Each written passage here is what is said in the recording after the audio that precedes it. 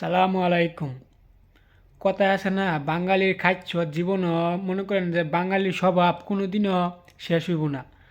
বাঙালি মনে কর কি জানেন, বাঙালি মনে করে নিজে বাচ্চা গেছি এটি বালা, নিজের জীবন লিয়া নিজে আছি এটি আলহামদুলিল্লাহ। বাঙালি মনে করে এটা ঠিক আছে। এই যে দেখেন কতগুলা বাঙালি বছরের পর বছর যেভাবে হোক ইন্ডিয়া এম্বাসি বা নেপাল এম্বাসি সেফ কইরা ফেস কইরা ইউরোপে ঢুকতেছে। ইউরোপে ঢুকার পর তারা তো বেশি বেশি বেশি বাংলাদেশি ধর ইটালি ফ্রান্স ডাইরেক্ট যাইতে পারে না, ঠিক না? তো মনে করেন যে যে ছোটো ছোটো ইউরোপ কান্ট্রি যেগুলো আছে না, সার্বিয়া, রোমানিয়া বা ক্রোয়েশিয়া বা বুলগেরিয়া, আলবেনিয়া, এইসব দেশগুলোতে আগে যা, তারপরে মানে ও হয়তো ভিজিট ভিসা যা বা ওয়ার্ক পারমিট ভিসা যা, কাজের লেগে যা। কিন্তু বাঙালির স্বভাব তো বললাম না কোনো দিনও যাইব না, আর এই স্বভাবটা এখনও রয়ে গেল। বাঙালি সবসময় বেশি খাইতে চা। এই বেশি খাওয়ার কারণে আমাদের যে পরবর্তীতে যে যে মানুষগুলা, যে বাঙালিগুলা মনে করেন ইউরোপে যাওয়ার স্বপ্ন দেখে দিন রাত 24 ঘন্টা না খায়া ইউরোপের লাগে স্বপ্ন দেখে, সেই মানুষগুলা কি, সেই মানুষগুলো একটা সময় ফসরাতে হয়। বাংলাদেশে ইউরোপের সরকার কি কিছু বুঝে না? ইউরোপের সরকার তো সব কিছুই বুঝে।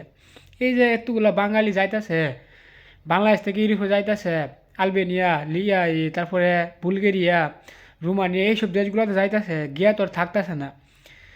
সরকারে বাংলাদেশে লুক নিয়ে খেলা লাগে, একটা দেশে সরকারের লুক নিয়ে খেলা লাগিয়া নেউই তো গিয়ে এই দেশে কাজ করার জন্য।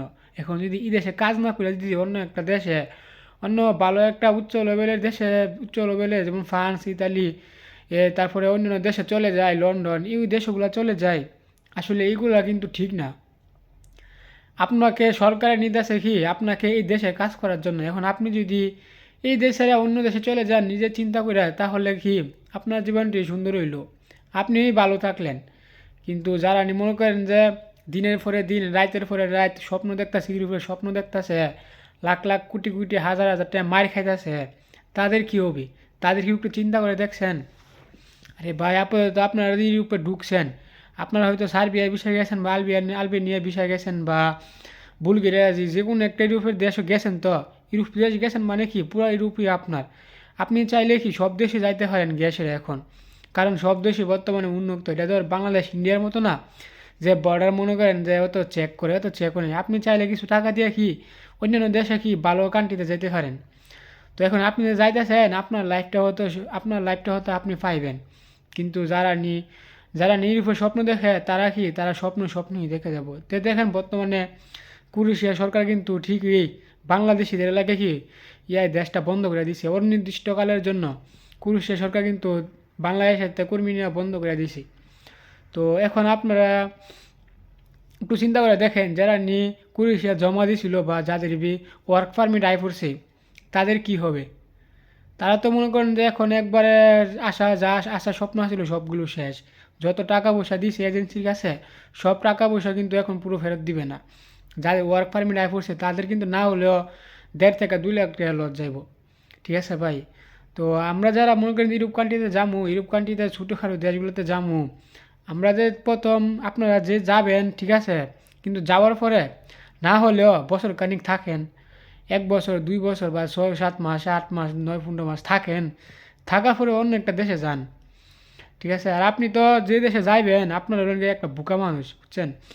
আপনি রুমানিতে যাইতেছেন, রুমানিতে যাওয়ার পরে আপনি 6 মাস 1 বছরের ভিতরে আপনি টিআরসি কার্ড ফাইলেবেন।